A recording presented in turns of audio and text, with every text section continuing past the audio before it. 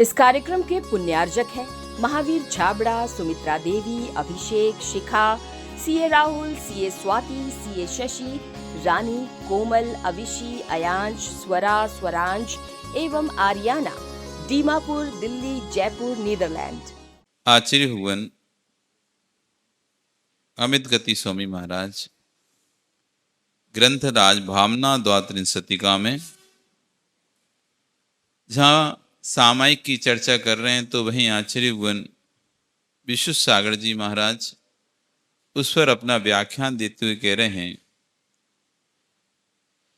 कि यदि तेरे ऐसे भाव आ रहे हैं तो किसी ना किसी भव में कैसे संयम को धारण करूं। बहुत सारे जीवों के अंदर परिणाम आते हैं, जब मंदिर आते हैं अथवा गुरु के चरणों में आते हैं, प्रवचन आदि सुनते हैं, उपदेश सुनते हैं, तो ऐसे भाव आते हैं कि मैं भी संयम धारण करूं, मैं भी व्रत धारण करूं, मैं भी नियम धारण करूं, मैं भी त्याग करूं। आश्चर्य कर रहे हैं, मन करता है कि मैं संयम धारण करूं, लेकिन वासनाएं, कामनाएं बस में नहीं है। हर व्यक्ति जब थक जाता है तब धर्म की ओर आता है। जब व्यक्ति इच्छाओं से, वासनाओं से, कामनाओं से थक जाता है तो एक बार शांति चाहता है, रिलैक्स चाहता है, रेस्ट चाहता है। आचार्य कह रहे हैं कि तुम्हारा मन करता है कि मैं संयम धारण करूं, लेकिन ये कामनाएं, वासनाएं बस में नहीं है। यदि तेरे ऐसे भाव भी आ रहे हैं तो किसी ना किसी भव में तू जरूर भगवान बनेगा। ये भाव भी उसी के आएंगे जिसका भव अल्प है। जिसका भव अल्प है उसी के ही भाव इस तरह के आएंगे कि मैं संयम को धारण करूं, व्रतों को धारण करूं, त्याग को धारण करूं। जिसके भवावली भी दीर्घ हैं, बहुत भवावली हैं जिसके, उसके भाव भी नहीं आएंगे। यदि तेरे भाव आ रहे हैं तब तो किसी ना किसी भव में जरूर भगवान बन जाएगा। पाप हो भी जाए परंतु पाप में मग्न मत हो जाना। पाप यदि गलती हो भी जाए, कह रहे हैं कोई बात नहीं है, छद्मस्त है जीव, गलतियां उससे होंगी, लेकिन गलतियों में मग्न मत होना। पाप को पाप ही कहते रहना तो नियम से किसी दिन ना किसी दिन तुम पवित्र हो जाओ। गलती को गलती स्वीकार कर दो, गलती को गलती स्वीकार कर लो तो एक दिन गलती सुधर जाएगी। हम गलती को गलती स्वीकार नहीं करते, इसलिए हमारी कभी गलती नहीं। मैं सही तू गलत, हमने एक धारणा बना के रखी, हम सही हैं तुम गलत हो। एक बार एक व्यक्ति, कोई भी व्यक्ति कहे तो यही कहे हम सही हैं तुम गलत हो। कुछ भी बात हो, मैं सही तू गलत, मैं गलत हो ही नहीं सकता। एक बार राजा ने उसे बुलाया और कहा कि ऐसा क्यों बोलते हो तुम भी तो गलत हो सकते हो। कहीं हो ही नहीं सकता मैं गलत। क्यों नहीं हो सकते तुम गलत? क्योंकि मैंने सोचे रखा है मैं सही ही हूं। जब मैं सही हूं ऐसा मैंने निर्णय कर लिया है, अब तो कभी कोई मुझे गलत कर ही नहीं सकता। आचार्य कह रहे हैं पाप हो भी जाए परंतु पाप में मग्न मत हो जाना। पाप को पाप ही कहते रहना तो नियम से तू कभी ना कभी पवित्र हो जाएगा। और पाप को पाप नहीं कह पाया, पाप में को सुख का कारण मानता रहा, पुण्य का फल कहता रहा, तो तेरी दुर्गति हो जाएगी। भोग भोगने मिल रहे हैं। कोई व्यक्ति कह रहा है अरे थोड़ा त्याग कर दिया करो, तो कह रहा है अरे इसमें मेरा क्या दोष है, ये तो पुण्य का फल है, मिल रहा है, सबको नहीं मिलता, मुझे मिल रहा है। सबकी किस्मत थोड़ी ना ऐसी होती मेरे जैसी। भोग भोग रहा है और यदि कोई उसको समझा रहा है भैया इन भोगों से पाप का बंध होगा, इनमें भी नियतता कर लो, तो दूसरे को क्या कह रहा है, इस सबको नहीं मिलते भोग, मुझको मिल रहे हैं, मेरा पुण्य का उदय है इसलिए भोग रहा हूं। मतलब भोग भोगने के बाद भी जीव को यह बोध नहीं हो रहा ये भोग से पाप का बंध होगा। एक तो भोगों को भोग रहा है, हमारे घर में है पैसा, हम इतना पुण्य करके आए, इतना पैसा लेके आए, इसलिए खूब घूमते हैं गाड़ियों में खूब। भैया आप खूब घूमते हो गाड़ियों में, पर ये भी ध्यान रखो जितना ज्यादा घूम रहे हो उतना ज्यादा पाप का बंध भी कर रहे हो, उतनी ज्यादा हिंसा भी कर रहे हो। हमारे है पैसा, हम तो फ्लाइट में सिंगापुर, मलेशिया, थाईलैंड सब जगह घूम के आएंगे। हमारा पुण्य है, हमारे पास पैसा है।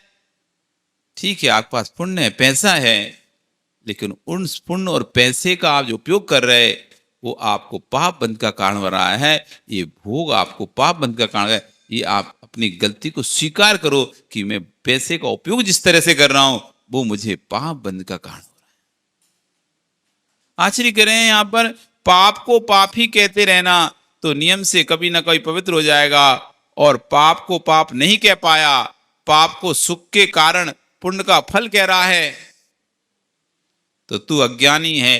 हे ज्ञानी, पुण्य का फल पाप लीनता नहीं है। भोग विलास में जीवन जीना ये पुण्य का फल नहीं है। पुण्य का फल तो ये होता कि आप संयम से जीवन जीते, नियम से जीवन जीते, तब जाके आपके पुण्य के फल को प्राप्त करते। 4 प्रकार से कर्म का हम बंद करते हैं। पुण्यानुबंधी पुण्य, पापानुबंधी पुण्य, पापानुबंधी पाप और पुण्यानुबंधी पाप। पुण्यानुबंधी पुण्य, पुण्य के उदय में पुण्य का ही अनुबंध करना, ये पुण्यानुबंधी पुण्य कहलाता है। हमारा जो पुण्य है वो किस तरह का पुण्य है, हमारा जो पाप है वो किस तरह का पाप है। पुण्यानुबंधी यदि हमारा पुण्यानुबंधी पुण्य का उदय होगा, हमारे परिणाम पुण्य कार्य करने के होंगे, अच्छे कार्य करने होंगे। व्यक्ति का पुण्य का उदय भी 2 प्रकार से आता है।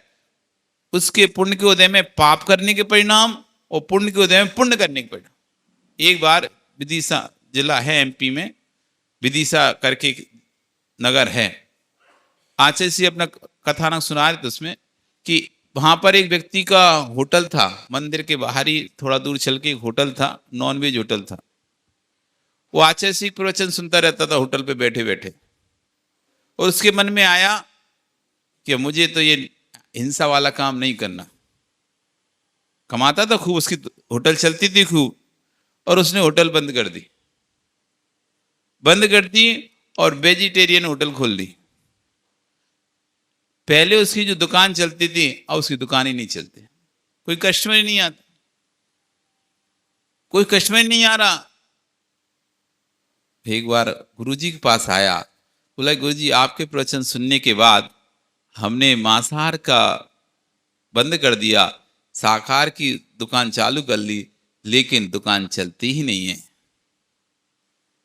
तब आचार्य ने कहा कि तुम्हारा जो पुण्य है वो पापानुबंधी पुण्य है।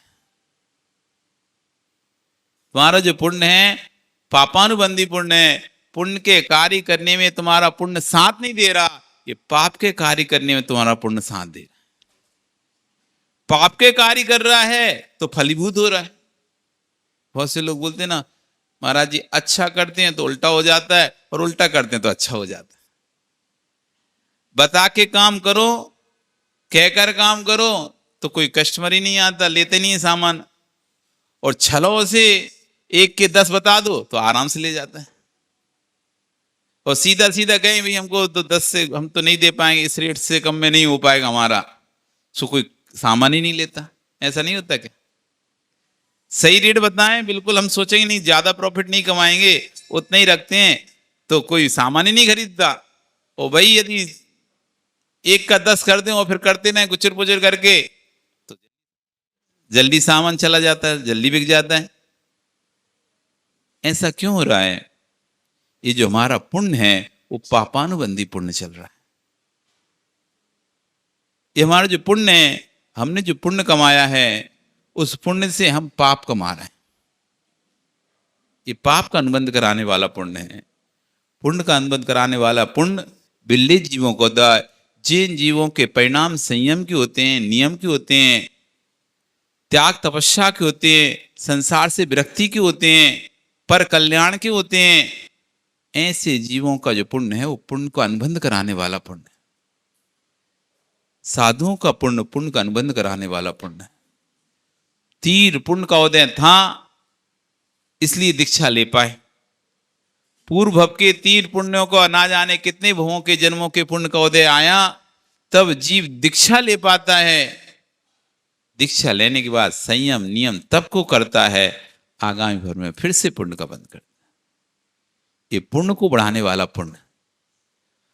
आपने भी पुण्य किया, लेकिन उस पुण्य का भोग कहाँ कर रहे हो? घूमने फिरने, खाने पीने, ऐसो आराम में।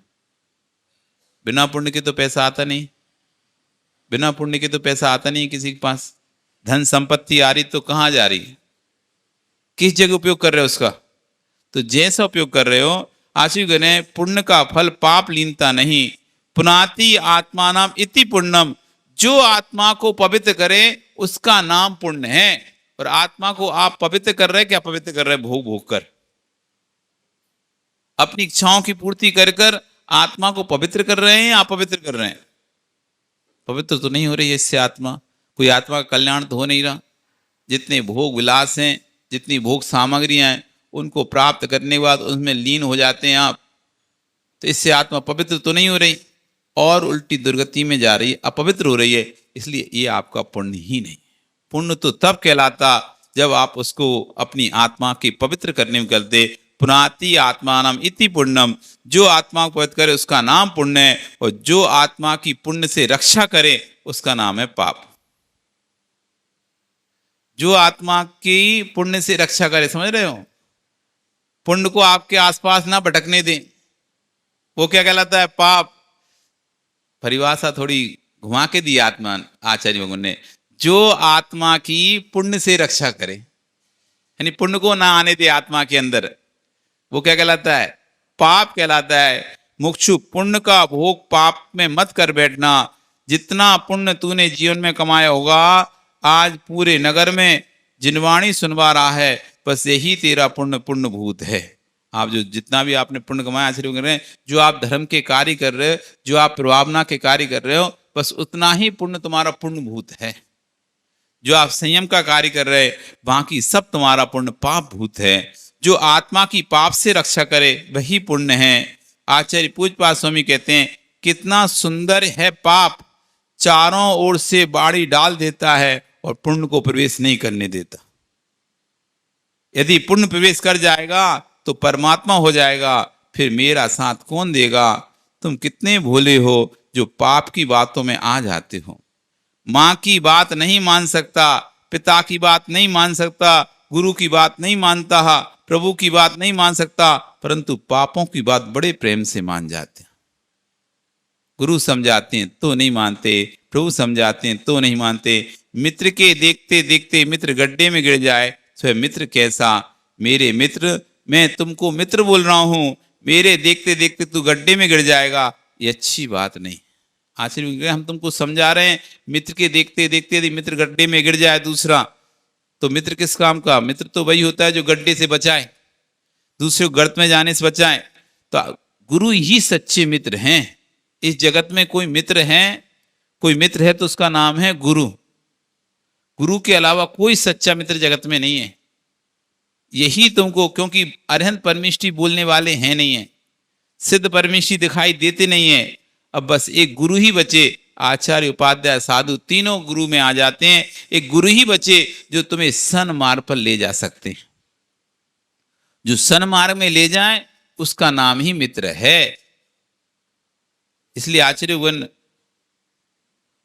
शिवकोटि महाराज ने भगवती आराधना में दो प्रकार के मित्रों की वर्णन किया है।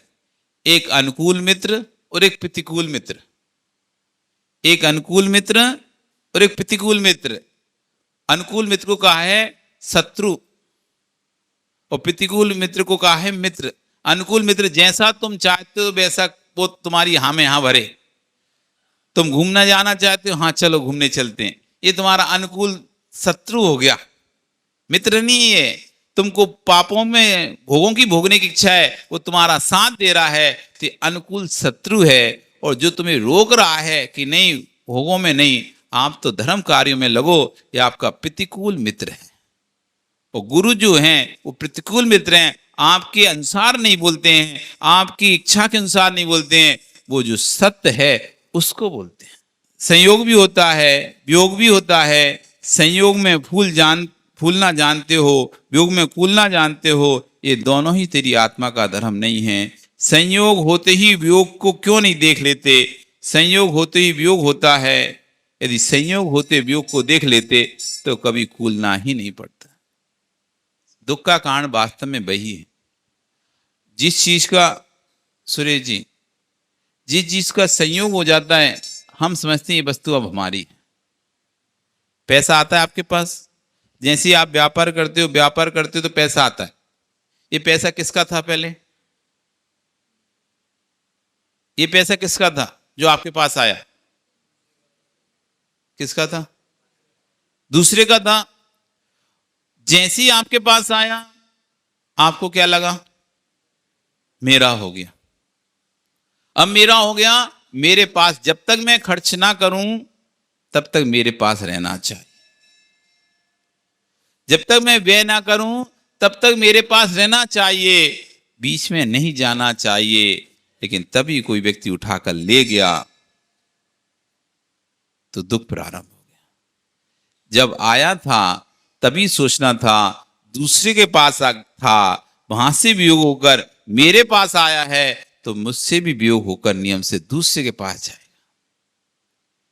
इस संयोग है तो नियम से वियोग होगा। संयोग के समय ही वियोग देख लो, फिर वियोग में आदमी को दुख नहीं होना पड़ा। जन्म है तो मृत्यु भी है। जन्म के साथ ही इसका वियोग देख लिया जाए कि जिसका संयोग हुआ है आज, एक ना एक दिन उसका नियम से वियोग होगा। जितने दिन का संयोग है वो साथ में रहेगा, कोई उसे दूर नहीं कर सकता। और जब वियोग आएगा तो कोई उसे पकड़ के बिठा सकता नहीं। संयोग के साथ ही वियोग देख लेता। अपने बेटे की मां को लेने के लिए किसी के घर गया था, उस समय तुझे ज्ञान हो जाना चाहिए इस घर से इसका वियोग हो रहा है, तभी मेरे साथ इसका संयोग हो रहा है। एक साथ दो काम हो रहे थे, संयोग भी हो रहा था, वियोग भी हो रहा था। जब विदाई होती है तो एक साथ दो काम हो रहे हैं, किसी के यहां संयोग तो किसी के यहां वियोग। एक का समय एक था, काम दो थे। जिस दिन बेटे की मां को लेने गया था, संयोग का दिन था कि वियोग का दिन था? उस दिन कौन सा दिन था? आचार्य बोल करें, संयोग का दिन था या वियोग का? दोनों ही दिन थे। तुम्हारे लिए संयोग का दिन हो रहा था तो किसी के लिए वही दिन वियोग का हो रहा था। परंतु अज्ञानी वो दोनों में शाश्वतता देख रहा था। चाहे संयोग हो चाहे वियोग हो, ये तो भगवान आत्मा जैसी है वैसी ही। वस्तु इधर है या वस्तु उधर है, वस्तु कहीं भी है, वस्तु तो वस्तु में है, उसमें संयोग वियोग है ही नहीं। एक राजा है, उसके दो पुत्र हैं। एक कुंडल चाहता है, एक मुकुट चाहता है। एक राजा, उसकी दो संतान, एक कान में कुंडल पहनना चाहता है, एक मुकुट चाहता है। सोने की डली है, यदि कुंडल बनता है तो मुकुट वाला बेटा रोता है, और मुकुट बनता है तो कुंडल वाला बेटा रोता है। पर राजा दोनों में मध्यस्थ है। क्यों? क्योंकि सोना सोना है, चाहे वो कुंडल में रहे चाहे मुकुट में रहे, सोना तो मेरे ही पास रहना है। चाहे बड़े बेटे के पास हो चाहे छोटे बेटे के पास हो, सोना तो नष्ट नहीं हो रहा ना। इस कार्यक्रम के पुण्यार्जक थे Mahavir Chhabra, Sumitra Devi, Abhishek, Shikha, CA Rahul, CA Swati, CA Shashi, Rani, Komal, Avishi, Ayansh, Swara, Swaransh एवं आर्याना, दीमापुर, दिल्ली, जयपुर, नीदरलैंड।